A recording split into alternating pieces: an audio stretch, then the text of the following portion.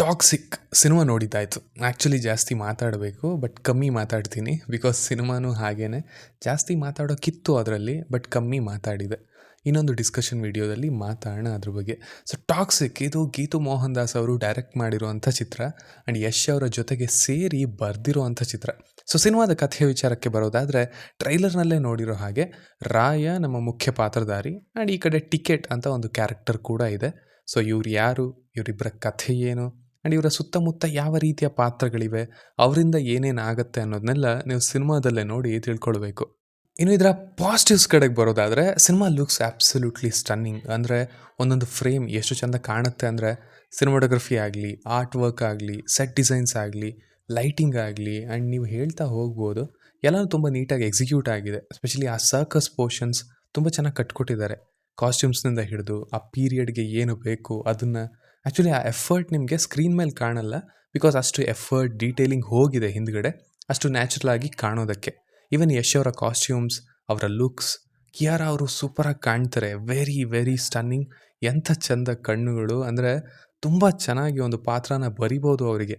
ಇಡೀ ಸ್ಕ್ರೀನ್ನ ಹಿಡ್ಕೊಳ್ಳೋವಂಥ ಪ್ರೆಸೆನ್ಸ್ ಅಂತ ಅನ್ನಿಸ್ತು, ಅಷ್ಟು ಆ್ಯಕ್ಟಿಂಗ್ ಅಂತ ಅನ್ನಿಸ್ತು. ಅಫ್ಕೋರ್ಸ್ ಯಶ್ ಅವರ ಪ್ರೆಸೆನ್ಸ್ ಬಗ್ಗೆ ಹೇಳೋದೇನು ಬೇಕಾಗಿಲ್ಲ, ತುಂಬ ಈಸಿಯಾಗಿ ಕ್ಯಾರಿ ಮಾಡ್ತಾರೆ ಎಲ್ಲದನ್ನು, ಅದು ಇಲ್ಲೂ ಆಗಿದೆ. ಬಟ್ ಈ ಸಾರಿ ತುಂಬಾ ಡಿಫ್ರೆಂಟ್ ಟೇಸ್ಟ್ ನೋಡೋದಕ್ಕೆ ಸಿಗ್ತಾರೆ ಆ್ಯಂಡ್ ದಟ್ಸ್ ಅ ಸರ್ಪ್ರೈಸ್. ಅವರೊಳಗೆ ಬಹಳ ಸೀರಿಯಸ್ ಆ್ಯಕ್ಟರ್ ಇದ್ದಾರೆ ಅನ್ನೋದು ಅರ್ಥ ಆಯಿತು ಇದನ್ನು ನೋಡಿದಾಗ. ಇನ್ನು ಇಲ್ಲಿ ಇಷ್ಟ ಆಗಿದ್ದು, ಸಿನಿಮಾದಲ್ಲಿ ಪೊಟೆನ್ಷಿಯಲ್ ಇತ್ತು. ಅಂದರೆ ಕೊನೆಯಲ್ಲಿ ಏನಾಗುತ್ತೆ ಅದನ್ನು ನಾವು ತಗೊಳ್ಳೋದಾದರೆ, ಅಲ್ಲಿಗೆ ತಲುಪೋದಕ್ಕೆ ಇಷ್ಟು ಪಾತ್ರಗಳನ್ನು ಬಳಸ್ಕೊಂಡು ಈ ರೀತಿಯ ಸಿಚುವೇಶನ್ಸ್ನ ಇಟ್ಕೊಂಡು ಹೋಗೋದು, ಆ ರೂಟ್ ಸರಿ ಹೋಗಿರೋದು. ಸೊ ಆ ಥಾಟ್ ಇಷ್ಟ ಆಯಿತು ಅಂತ ಹೇಳ್ತೀನಿ. ಆ್ಯಂಡ್ ಒಂದಷ್ಟು ಡೈಲಾಗ್ಸ್ ಇಷ್ಟ ಆದವು, ಸ್ಪೆಷಲಿ ಟಿಪಿಕಲ್ ಯಶ್ ಡೈಲಾಗ್ಸ್ ಇದ್ದಾವೆ. ಆ್ಯಂಡ್ ದೆನ್ ಒಂದಷ್ಟು ಡೀಪ್ ಆಗಿರುವಂಥ ಡೈಲಾಗ್ಸ್ ಕೂಡ ಇದ್ವು. ಫಾರ್ ಎಕ್ಸಾಂಪಲ್, ಕಲ್ಪನೆಯಲ್ಲಿರೋಂಥ ನಂಬಿಕೆಗಿಂತ ವಾಸ್ತವದಲ್ಲಿರೋ ದ್ರೋಹನೇ ಒಳ್ಳೆಯದು. ಸಖತ್, ಈ ಥರದವು ಇಷ್ಟ ಆದವು. ಇನ್ನು ಈಗ ಇದರ ನೆಗೆಟಿವ್ಸ್ ಕಡೆಗೆ ಬರೋದಾದರೆ, ಸಿನಿಮಾ ತುಂಬ ಸೂಪರ್ಫಿಷಿಯಲ್ ಆಗಿದೆ.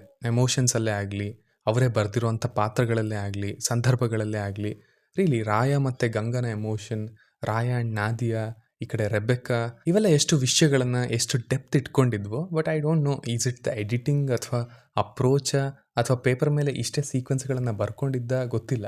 ಆದರೆ ಎಲ್ಲದನ್ನು ತುಂಬ ಮೇಲೆ ಡೀಲ್ ಮಾಡಿದ ಹಾಗಿತ್ತು. ಈವನ್ ನೀವು ಮಗನ ಎಮೋಷನ್ನ ತಗೊಂಡ್ರು ಸಹ ದೆರ್ ಇಸ್ ಅ ಲಾಟ್. ಅದು ಯಾಕೆ ಅಷ್ಟು ಚಾಪ್ ಆಗಿದೆ ಅಥವಾ ಚಾಪ್ ಥರ ಕಾಣುತ್ತೆ ಸಿನಿಮಾ ಅನ್ನೋದು ಅರ್ಥ ಆಗಲಿಲ್ಲ. ಸೊ ಇದರಿಂದ ಆ ಪ್ರತಿಯೊಂದು ಎಮೋಷನ್ ಕೂಡ ನಿಮ್ಮನ್ನು ತಲುಪೋದು ಕಮ್ಮಿ. ಆ್ಯಕ್ಚುಲಿ ವರ್ಕ್ ಆಗಿದ್ದು ಗಂಗಾ ಆ್ಯಂಡ್ ರಾಯನ ಎಮೋಷನ್, ಅದು ಕೂಡ ಪ್ರೀ ಇಂಟರ್ವಲ್ನಲ್ಲಿ ಮಾತ್ರ. ಈವನ್ ಗ್ಯಾಂಗ್ಗಳ ಎಸ್ಟಾಬ್ಲಿಷ್ಮೆಂಟ್ ಕೂಡ ಅಷ್ಟು ಚೆನ್ನಾಗಿ ಮಾಡಿಲ್ಲ. ಇದರಲ್ಲಿ ಕಂಪ್ಲೀಟ್ ಡ್ರಾಮಾಗೆ ಟೈಮ್ ತೊಗೊಳ್ಬೇಕಿತ್ತು, ಅದು ಚೆನ್ನಾಗಿರೋದು. ಅವ್ರ ಎಸ್ಟಾಬ್ಲಿಷ್ಮೆಂಟ್ಗೆ ಟೈಮ್ ತೊಗೊಳ್ಬೇಕಿತ್ತು. ಬಟ್ ಇಲ್ಲಿ ಎಲ್ಲನೂ ಮೇಲ್ಮೇಲೆ ಅಂತ ಅನಿಸ್ಬಿಡುತ್ತೆ. ಸೊ ಹಾಗಾಗಿ ಸ್ಟೈಲ್ ಮುಂದೆ ಬಂದಿದೆ, ಸಬ್ಸ್ಟೆನ್ಸ್ ಹಿಂದೆ ಹೋಗಿದೆ, ಎಕ್ಸ್ಪ್ರೆಷನ್ಸ್ ಮುಂದೆ ಬಂದಿದೆ, ಎಮೋಷನ್ ಹೋಗೇ ಬಿಟ್ಟಿದೆ. ಅದೇ ಮೊದಲೇ ಹೇಳಿದ ಹಾಗೆ ತುಂಬ ಹೇಳ್ಬೋದು ಆ್ಯಕ್ಚುಲಿ ಇಲ್ಲಿ ಈ ವಿಷಯಗಳ ಬಗ್ಗೆ, ಬಿಕಾಸ್ ಏನಾಗಿದೆ ಅನ್ನೋದು ಸ್ಕ್ರೀನ್ ಮೇಲೆ ಹಾಗೇನೆ ಕಾಣುತ್ತೆ ನಿಮಗೆ. ಹಾಗಾಗಿ ಅಂದರೆ ಸಿನಿಮಾದಲ್ಲಿ ಇದ್ದದ್ದು ಜಾಸ್ತಿ ಬಟ್ ನಮಗೆ ಕೊಟ್ಟಿದ್ದು ಕಡಿಮೆ ಅಂತ ಹೇಳ್ಬೋದು. ಸೊ ಸಿಂಪಲ್ ಆಗಿ ಹೇಳೋದಾದರೆ, ಇಟ್ಸ್ ಸ್ಟ್ರಿಕ್ಟ್ಲಿ ಆವ್ರೇಜ್ ವಾಚ್ ಆಗಿತ್ತು ಅಂತ ಹೇಳ್ತೀನಿ. ಒಂದಷ್ಟು ಮೊಮೆಂಟ್ಸ್ ಇದ್ವು, ಒಂದಷ್ಟು ಡೈಲಾಗ್ಸ್ ಆ್ಯಂಡ್ ದೆನ್ ಯಶ್ ಅವರ ಸ್ಕ್ರೀನ್ ಪ್ರೆಸೆನ್ಸ್, ಕಿಯಾರಾ ಅವರು ವಿಜುವಲ್ಸ್ ಕೂಡ ತುಂಬ ಚೆನ್ನಾಗಿದ್ವು.